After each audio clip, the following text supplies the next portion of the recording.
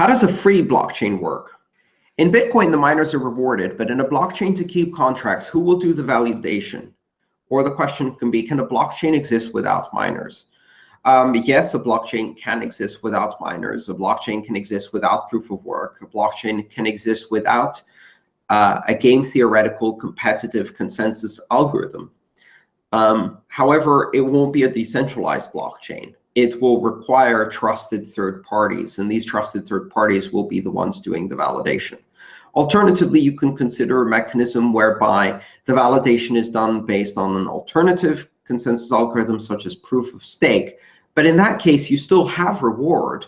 It's reward in the form of fees for the risk taken for validating the rules, and the cost of money locked up in that validation. So you either have a reward system that allows you to have competition, proof of stake, proof of work, and the variance of that, or you have a system without reward. But in that case, the validators must be trusted. And then you introduce centralization, trusted third parties, and that kind of blockchain can exist, but it's not a blockchain.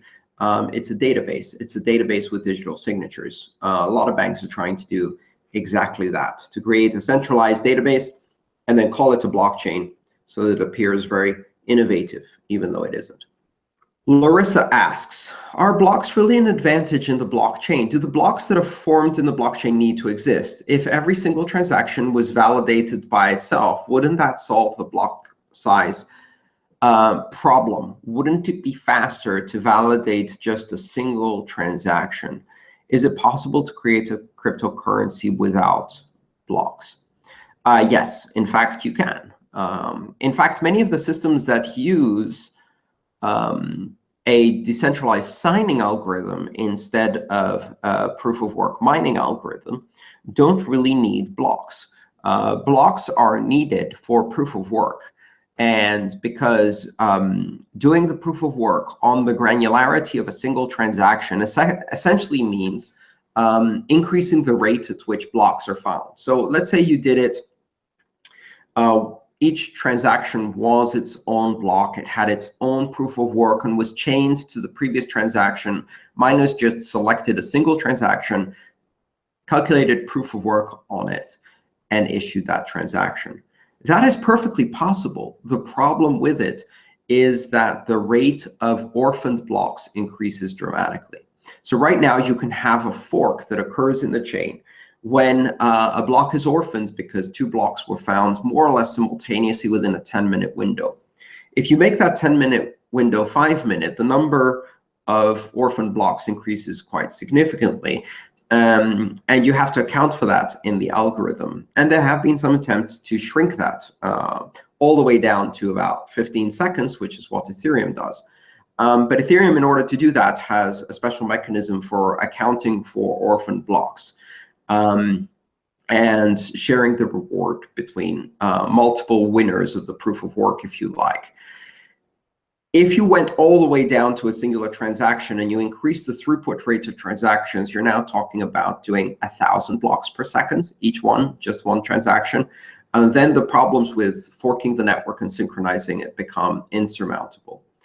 The only way you can do that is if you no longer care about competition between miners, if you no longer care about proof of work, if the consensus algorithm is fundamentally different. And we see that in distributed ledger technology, where it's signing instead of mining, where the energy requirement is 0, and where you can now essentially issue blocks as fast as you want, at which point you don't need blocks anymore. You can just chain transactions together, which is why a lot of people don't consider DLTs, distributed ledger technology, to be blockchains. They're not blockchains because they don't require blocks and they don't require chains.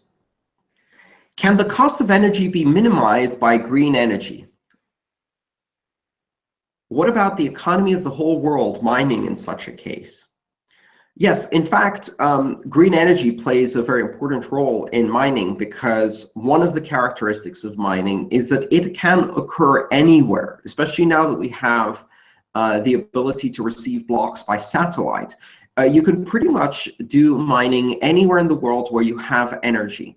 And that energy can come from any source. It can come from wind, it can come from solar, it can come from hydroelectric, it can come from dirty coal, it can come from nuclear energy. It can come from any of these sources. But energy has different properties, and the generation, or actually energy doesn't. Energy is fungible, but energy production facilities have different properties. For example, solar produces the most amount of energy during the midday noon sun, and the least amount of energy at night, which is 0.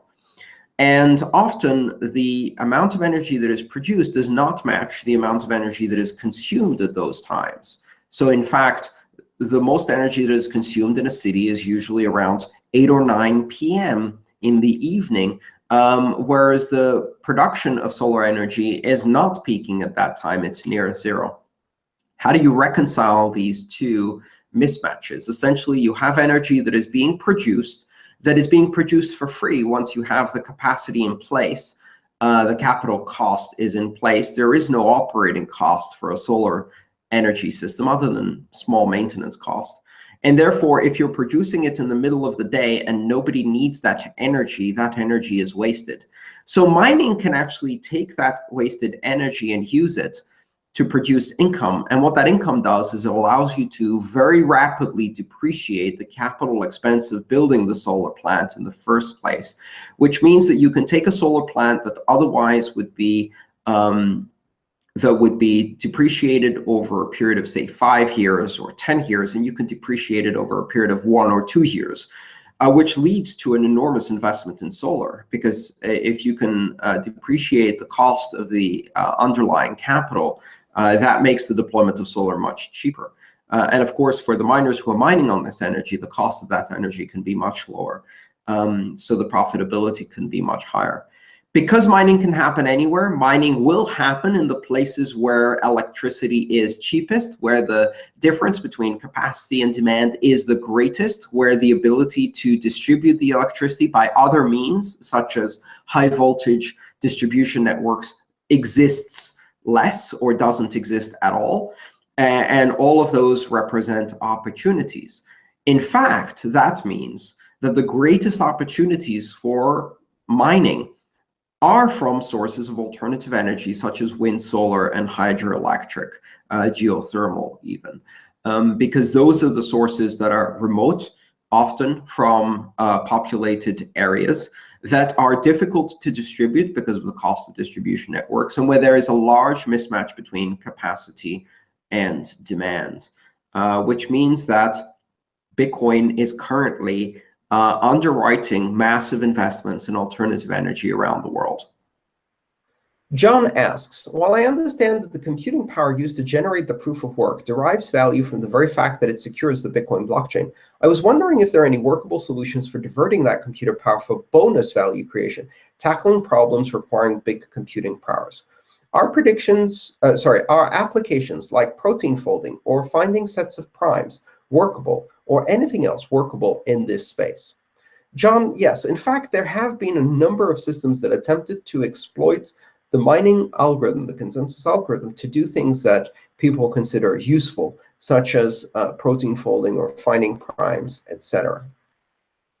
However, Bitcoin doesn't do that. Bitcoin uses an algorithm whose only use is for Bitcoin, really, and has no other practical use other than proving to the rest of the world that the miners have committed a certain amount of energy and therefore expenditure to back the security of the network. It's essentially the promise each miner makes. Here is a block. I have validated all of the transactions according to the consensus rules. I swear this under penalty of losing the energy that I have put in, and here is the proof of work demonstrating my commitment to securing and validating these transactions and obeying the consensus rules. That promise is in the form of energy consumed for the proof of work algorithm. Part of the problem with doing something else, something that other people might consider useful, is that that splits the reward. It means that the miners have two reasons for which they're mining. One is to secure the network, and the other is to produce protein protein folding signatures or large primes. So what happens if the production of primes becomes more valuable than the Bitcoin security? What happens if there's a disruption in that network? Let's say, for example, suddenly we find a new application for specific types of protein folding or specific types of prime numbers that make it extremely valuable to produce these numbers or these proteins. Well, the problem with that, of course, is at that point, it's no longer worthwhile doing the security on the Bitcoin blockchain. It's only worthwhile using that equipment to doing the protein folding. Or rather, it's more worthwhile to do the secondary function than it is to do the primary function. And then Bitcoin security ceases being the primary function, at which point you can no longer trust the promise. And the promise being, I committed this energy to prove that I did the security of validating the transactions. If you can't trust that promise, then Bitcoin securities fail. The whole idea of only doing this to secure Bitcoin is that you can trust that promise. It has no other incentive. There is no other reason you would be doing this calculation other than proving your commitment to doing the security of validating the transactions correctly. And so Bitcoin's mining is useful. It's useful in proving the security of the Bitcoin network. And the more energy that is committed to proving that security, the more secure the network is, and the harder it is to attack or compromise the security of the Bitcoin network. Bitcoin's proof of work algorithm produces useful work. It produces the security that backs a global currency worth almost $15 billion. And it produces the security that ensures that that global currency cannot be attacked by any actor, however large they may be, without colluding and investing a lot of money in hardware and energy. And that becomes very difficult the more energy and the more hardware that backs Bitcoin's security. That is the useful application of Bitcoin's mining. And we only have one because we want that to always be the dominant use of Bitcoin's mining and never become second place to something else. Can I explain the most important differences between proof of work and proof of stake? Very simply, proof of work requires the investment of energy which is outside of the system in the form of work. And that energy is a scarce resource. Energy has cost everywhere, anywhere, in any form, has some cost. And proof of work forces miners to deposit that energy in the form of work and prove that they've deposited that energy by producing proof of work in order to validate and claim a probability of a reward.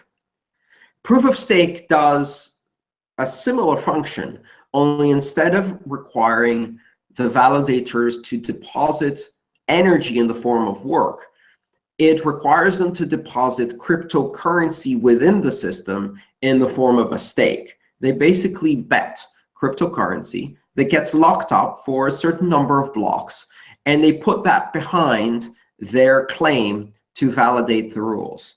If everybody agrees with the validation of their rules, they remain on the majority chain, and they get a small reward back in the form of fees in return for the stake that they put in, proportional to the stake that they put in. And if instead they find themselves on the wrong chain, depending on how proof of stake is implemented, they may lose some or all of their stake, or they may simply end up with their stake locked up for a while without being able to gain anything from it.